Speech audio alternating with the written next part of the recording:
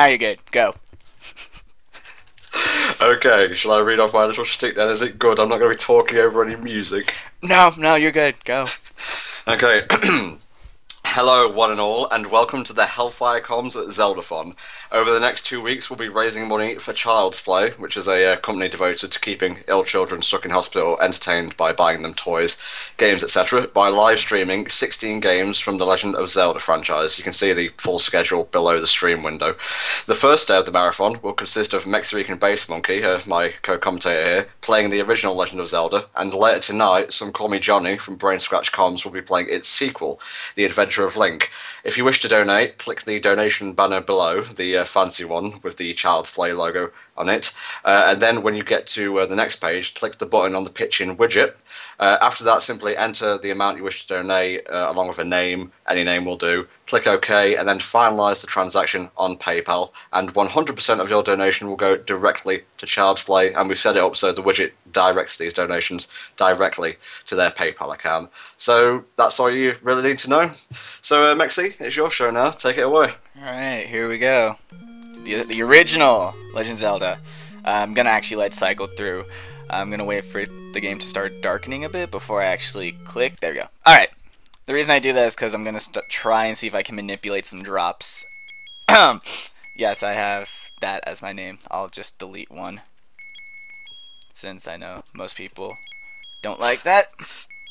I am the MVM. Very nice. Yep. The buttons get kind of weird. A and B are like scroll and select, so it's like weird.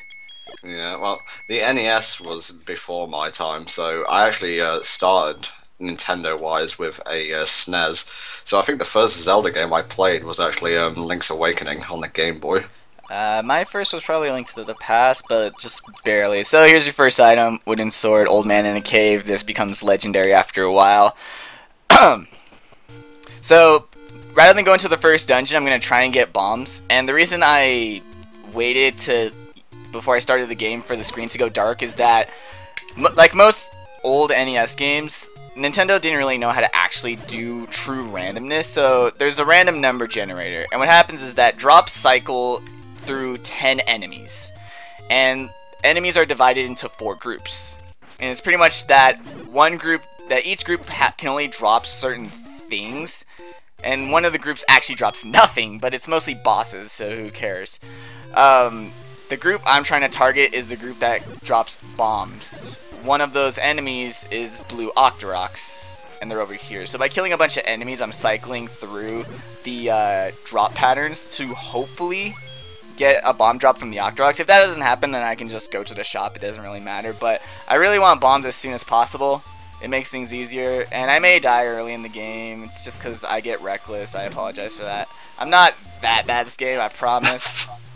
Well, if the Game Grunts can complete this, I think you're going to do it no problem, mate. Ah! And also, levers have like this shit spawn. There we go. It's alright. Plus, dying means I go back to the beginning, get more rupees, doesn't matter. Pro strats. Yep. It also means I could try and do this. Nope, didn't work. Alright. I was trying to attempt to do a screen scroll there just to show it off. I won't actually use that for most of this game. It's just something I wanted to show off. And all it is that the way the game works is screen transitions. There's a 10 pixel border around the entire game. And what happens is that if you go into an odd number onto that border, the game essentially says, oh, he's within the 10 pixels of the edge, we better get ready to screen transition. And what happens is that on an odd number pixel, so 7 and 5, you do a 1 frame input in a direction that isn't the direction you're walking in, and it turns Link completely around, because the game is just getting you ready to screen scroll. And it's like, wait, whoa, you went somewhere other than off the screen, what happened? And so the game kind of just fucks up and drops you across on the other side of the screen. So it's a really good way to, like, go around obstacles and other shit. It's funny. Yeah, I'll have you all know, this is exactly our recording sessions for Ocarina of Time 3D pan out. It's just like Mexi rattling off all his insane Zelda trivia, and I'm just sitting there going, trying not to talk over him. Map in Zelda? Yeah, video games are pretty much just math, especially these early ones, because, you know, they needed very basic algorithms. So there you go, bomb drop. And with that, I'm gonna get the first heart container. I will be getting all of them, just for safety reasons. And also because in this game, weapon upgrades are based on your hearts. You have to first find the sword, and then you have to have enough hearts in order for the old man to give you the sword. So, I just do that. And you can do a billion other things before you go to the first dungeon. I mean, you can get the defense upgrade, you can get more hearts, you can even get the first sword upgrade, but I just wanted bombs, and that's it. So I'm gonna head off to the first dungeon now, which is really close by. Gonna kill some Octoroks. Money is really tight in this game, and a lot of stuff costs a lot of money. So this is one of the few games where rupees are actually very, very, very useful. So I'm gonna be trying to kill as many enemies as I can and whatnot. So, I'm not laughing at you. You just said I'm gonna go kill some Octoroks. I immediately thought of the Zelda game, the CDI games. Yes, about that. We will be playing those in this marathon as well. Yeah, so that's going to be this Thursday. Wand of Gamelon and the Faces of Evil. Originally, we were gonna have the original Four Swords and Four Swords adventures, but we couldn't find copies of those like in time, and they're better played in multiplayer anyway. So we thought we'd switch them out with something I don't really see a lot of on Twitch. Nope, because no one has the sanity, and a lot of people think that it's not that easy to like emulate. It's super easy. Don't even bother. Yeah, right, well, so for a time, I couldn't even find a CDI emulator, so... Yeah. Alright, so here's the first dungeon. It's called Eagle Dungeon, because if you get the map, which I may most likely not get, it looks like a giant bird. All the dungeons are either named level, or they're based off whatever shape they are. So this one's shaped like a bird. Kind of obvious. The first two dungeons, I'm going to go kind of at a okay pace, kind of slow, going through a lot of rooms. By the time I start hitting the fourth and third dungeon, you're gonna see me like just start burning through dungeons, like barely even going into rooms.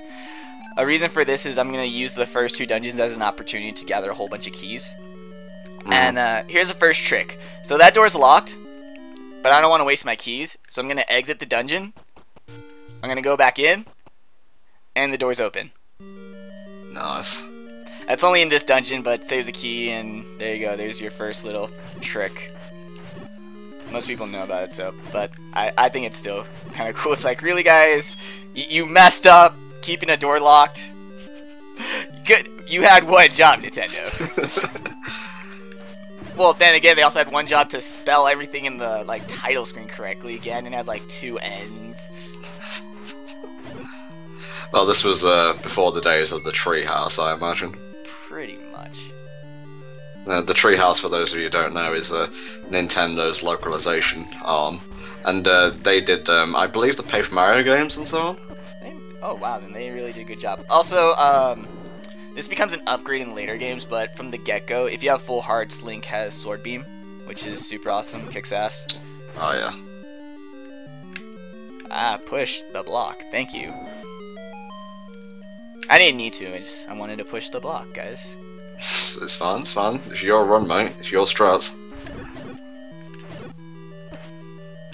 Also, a technique that's kind of cool with the sword is that if you slash, the games usually move at about like 30 frames a second.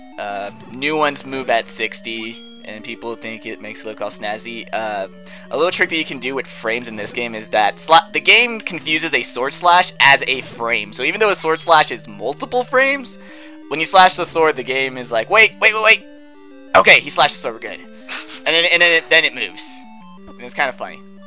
I think I might get this for my 3DS next month, because this is one of the only Zelda games I've never actually completed. Yeah, this is on the... That's actually where I practiced a lot of this, was on the Virtual Console, 3DS. Yes! Heart, give me... Give me! And bomb drop. Good. So those guys are called gorillas. They throw boomerangs. For those of you guys who don't know, later on in the marathon I will also be playing Oracle Season, Oracle of Ages. You'll notice that when I play Seasons, that a lot of this stuff's going to start looking really familiar. So I think it's kind of cool that I get to run the first game and Seasons. I'll get into why when I actually play Seasons, but just for those of you guys who are going to stick around for a lot of the marathon, take note of what you see me do in this, and you'll start to see some similarities. Yeah, Mexi will be playing the Oracle games, also A Link to the Past. I will be playing Ocarina of Time 3D Master Quest, Majora's Mask, and the 2DS games Phantom Hourglass and Spirit Tracks. The first dungeon item is the bow. No arrows. You gotta buy arrows separately for them to even appear in your inventory, and even then, you actually use money as ammo. Because capitalism. Of course. Yes, Drazer, shout-outs for the CDI. Dark and Razor will be our runner for those particular games. Shout-outs to shit games. Guys, just a heads up, this is not Johnny's stream. Johnny will be a guest runner on this stream. He will be live after Mexi is done with this game. Right, and even though this is the first dungeon, they are going to throw floor masters at you, and I get caught because I'm dumb. But I got the key, which is important, so that was the important thing. My route, I routed this game kind of at a noob level. I got paranoid upon keys, because I did a practice run where I was doing really, really good. And then I got to the final dungeon, and I was short a key. And I was so pissed, so I had to run to like some other dungeon to find one. So now I've like, through sheer paranoia, I think I've routed like 50 extra keys I pick up to be like, but what if I'm short? It's like, you're pretty good. Mexi is so pro, he's got strats upon strats upon strats. And we have our first couple of donations. Right. $20 from Andy Gamble and $2 from Nat. Thank you both very much. Our initial goal for this marathon is $1,000, an amount we should be very able to reach, especially when Johnny gets on here, knowing his fan base. So give generously and give often. It is for a very good cause. As I mentioned at the beginning, Child's Play raises money to help sick children in hospital, provide them with toys and games, to make their stay more comfortable. So a cause very near and dear to everyone in HFC. So again, please give generously and often as you can. Thank you very much. Yeah, I have sort of a weird connection with Child's Play in that when I was about 9, I was diagnosed with osteomyelitis, which is an infection in your bone. And for those who don't know, blood is made in your bone. So if your bone is infected, essentially your entire bloodstream is infected. So I was really sick at a young age, and I had to spend essentially an entire year in the hospital. But first I'm gonna do something real quick with this boss before I get into my sob story. Bosses are the easiest thing in this game. Aquamentus dies to literally one sword strike, one bomb, one sword strike, and that's it. Okay, so, back to my sob story. I was a sick little kid, and I spent a year in the hospital, and it was the worst thing ever. But one of the coolest things was that the hospital actually had an N64 that, for kids that were in the hospital, they could essentially rent it out. And that N64 pretty much got me through that entire year, and I know I'm not alone. And that's essentially what Child's Play is all about, is that, these kids are not like, just randomly in the hospital. These are really sick kids that are in the hospital for prolonged periods of time, and, video games and toys and games and stuff is pretty much the only relief they have to essentially, the bleak reality that they're in the hospital for a really long time. So, because otherwise, all they have to rely on for entertainment is either visits from their like parents or friends, or television, and you actually have to buy credit to get hospital televisions working, or at least I did when I was in there having my tonsils removed back in the day. And funnily enough, they actually had an N64 there. I don't know what it is with hospitals and N64s, but I guess they go together perfectly. I think it's mostly our age. Oh, we have another donation. Let me just read it out. This is from the one and only Some Call Me Johnny for $20. Thank you very much, Johnny. Thanks a lot, dude.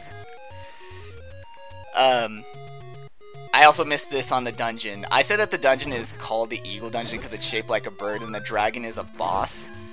And if you look on the outside, the dungeon is actually a giant, like, mismangled tree. The entire dungeon, this is kind of cool considering that this was the first dungeon in the first Legend of Zelda game, so they had to have had some foresight in creating this, is that the entire dungeon is one giant Norse mythology reference, in that, for those of you who don't know, in Norse mythology, the universe is held together by essentially like a giant tree called the Yggdrasil. Okay, And I ain't gonna question it, you know, giant tree, yeah. sure, why Well, not? they also believe in a giant guy with a hammer who makes lightning and decides to fight with the Avengers and shit, so who am I to judge? But the universe is held together by a tree called the Yggdrasil. Now, in the Yggdrasil, at the roots are constantly being chewed up by a giant dragon called the Nidhogg. And the boss of this tree dungeon was a dragon. And perched on the top in the branches is a giant bird. Which the map is a bird. So really, all it kind of needs is a squirrel to be the mid-boss, and it would have been perfect, because there's actually a squirrel that runs from the top and the bottom of the tree, constantly relaying messages between the Nidhogg, and the bird is called the Valfor. So, he relays message between the two. He's a gossip little fucker. Nice, nice.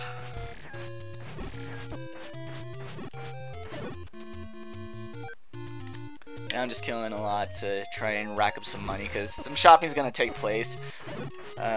Early game money is kind of hard just because I don't have the candle just yet. I will be getting it, and yes, I know where all this secret like money codes and stuff are. I will be getting a lot of them.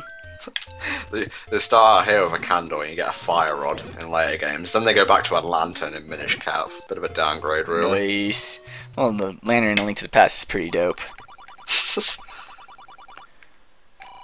And once again, it's a secret to everyone. This will come back a lot. I hope you know that it's a secret to everyone, because it's gonna happen a lot. There's a lot of secrets to a lot of everyone's. Ow. Alright, so now I got enough rupees. I'm gonna buy the candle. And the candle is really just used for finding hidden stuff. But needs it. But Mexi, there's no day-night cycle in this game. Wow, no day-night cycle. Bad game. 0 out of 10. Or maybe you have to go to bed to change it to night, and then you can't go to the overworld below and have it be night. Tom, the thinking! What? You're doing too much of it! Stop it! It's an NES game, for God's sake. You can't even do random correctly. They can't even spell the name of the final boss correctly. I think we're good. Fanon. Dark Lord Fanon. Exactly. Oh, yeah, set the NES clock. Well, here's the thing. The NES didn't have a clock, but the Famicom has a microphone, which is actually useful in this game. Oh, yeah, the Pole's voice. Exactly. Alright, once again, gonna get a whole bunch of money. And, of course, I'm getting a lot of the money from enemies, so... I just passed the overlay over to Johnny, so he should be ready after you're done with this. Nice. And this is another backup strat. You do not need this, but this is a letter. You need to show this to old women, and they give you potions. Okay, not gonna question it, just rolling with it. Just roll it. Yeah, it's because they couldn't just have, you know, a potion shop. You have to make sure you get the letter in order for the potion shops to become potion shops. It's whatever. Yeah. God, get out of here, Octorox, please. I will be refreshing the donations page every few minutes, so don't worry, if you do donate, your name will be read out. We will give the shoutouts. Gonna get another heart. The potion on the other side is a life refill, which, so if it wasn't for the fact that you need hearts in order to get the sword upgrades, you could almost consider the later potions to be more effective than hearts. Because then it's like, you know, a heart refill is just one heart refill, but if you get the potion, it's essentially like a refill of your entire inventory of hearts. Okay, a few questions from the chat here. Are you going to be getting the blue ring? Yes. That is mostly what I'm getting all this money for. Okay, are you getting the white sword? I'm getting it right now. And are you going to manhandle Manhandler? Hex, yeah. There you go. Oh, and I probably should have said this earlier, but strong language throughout. Oh, I apologize for your virgin ears. Wow. No, you think this is bad? You should check out my stream where we discuss all sorts of things. Dude, you're like one of the most polite streamers I've ever seen. That's cool. Like, hello stream, we're gonna play a bit of Pokemon today. Hello stream. I say that I hope you're all enjoying your evening. Because I'm about to wreck your childhood. I'm gonna bomb right here because I'm gonna end up coming back here. This is one of the potion shops. I'm not gonna buy a potion right now, but you know, just there it is. I'll be heading back here later. Will you be getting all the upgrades? No. Okay. I'm mostly just getting what's needed. Damn. Okay, so here's the weird thing about the candle. The flame moves, and you can only use it once on screen. There is an upgrade that lets you use it more times, but I don't need to use the candle more than one time. It's like, just aim. Or walk right off the screen and come back. Dang, it's not that difficult.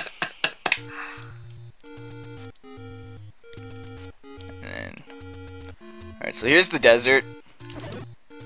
Like, Zelda 1 Hyrule has a lot of, like, environments and stuff, but they're all so basic. Like, this is the Great Desert! It's 3 blocks of sand.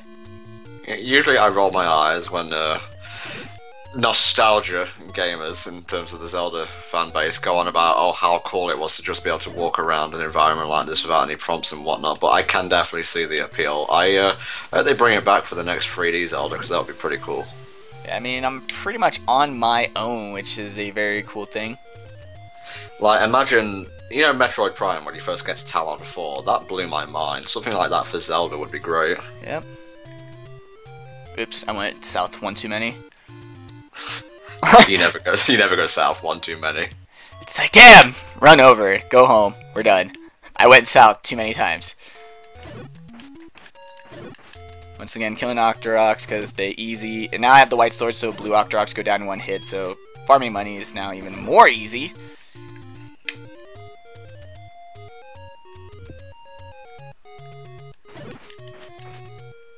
Alright, there we go. And now we're in level 2. And like I said, a lot of... anything special we should know about this? Just interrupt you very rudely. There's a lot of snakes, but those snakes are called ropes. You'll notice, and yeah, that's literally it. Wasn't there a character in Mother 3 who used a snake like a rope, or a rope like a snake? One of the two? One or the other. Yeah, Lucas, I think it was. Oh, yeah, the mother... Yeah. In the game, it's actually Duster, but they used the equipment for Lucas because Duster's not actually in Brawl. Ah, okay. And that also carried over to Spirit Tracks, where you get a whip as a weapon. Yes. It is a snake-looking one. No, Zidane, I'm not talking about Zelda being in first person like Metroid Prime. I mean those kind of environments where, other than maybe a map, you know, prompt every so often, you know, when you're lost for a certain amount of time, you can just have environments to explore in. How do you donate? You click the donations banner, then you click the button on the pitch-in widget, enter a name and the amount you want to donate, and then finalize stuff on PayPal. I believe this dungeon, and I'm most likely going to get corrected, I believe this one is the Moon dungeon? I should have all of these up and memorized, but it's literally just, this is the level where I get this item, this is the level where I finish the dungeon in like 5 rooms, this is the dungeon where I don't give a crap. Oh, you're taking so many hits. Restart! No! The horror. Alright, Dude, that was me recording Deadpool. I don't know why I put myself through that for a game like Deadpool. Yeah, Yeah. No, get back here. Also, the ropes, their strategy is that if you're in their line of sight, they charge. But their line of sight gets weird, because it's like, I'm right in front of you, dude. It's like, what? No. It's like, yes, right here. Charge, please. I require an item. Ah! Yeah, this was the room I knew I was going to die in. Also, I was low on hearts, so it doesn't matter. Was that part of your pro strats? Nah, it's just the gorillas wrecked me, so who cares? Ooh. Dying in the early dungeons, once again, not a difficult thing, because backtracking is a good way to get money, so. And it really is just like the first, like, 3 dungeons that I ever get any deaths, because after that I get added defense, I started getting to the groove, and the enemy patterns get more stupid. Yeah, I want to read this out because he's leaving now anyway, so he won't hear it. Sorry, MGM, but I gotta go somewhere, so I'm gonna miss this part of the stream. I didn't realize you were a film company. Everyone believes it. The story of MBM, search for pro strats. The search to save them frames. Alright. Yes, let's not have an LP civil war in the chat, please. Oh god. This is for charity, guys. Come on. If just for like an hour or two, put aside your petty internet drama and think of the kids. God. No, I'll never let it go. Ah. This room. Are you having problems? Nah, I am having 99 problems. But a pro run ain't one. Yeah, but green splits are not one. There we go, hearts. There we go. The thing is that this is actually an optional room, but I want the metal boomerang because well, I don't need it, but it makes later enemies such kick that I'm willing to honestly do this. Plus, I was short on rupees. I usually leave level 2 with about 150. So the fact that I'm not even at 150, so it's like, yeah, you know what? A death or two is not that bad for me. Because it's either I die here, get instant enemies right away, or you watch me walk all over the overworld for a while trying to kill a bunch of random enemies to try and get the same amount of rupees. So, pick your poison. I just remembered actually, if you do click the donation banner, you'll go to the event page for the Zeldathon, and you'll actually see the chip-in widget there, so you can see how much has been raised so far, if you want to keep a tally on that, and so on. Ah! Freaking torches. Okay, there we go.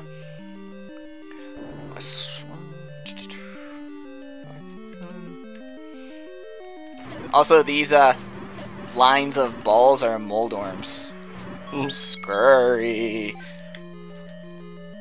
Trying to grab this blue rupee. Yeah, hitboxes in this game are really weird. The way that hitboxes work is that everything is actually skewed to the left.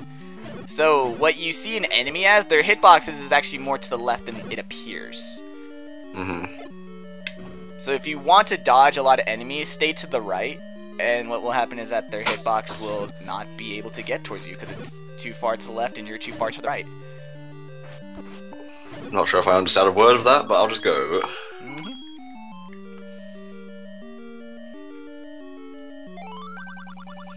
And here's your meme, guys. Dodongas dislike smoke.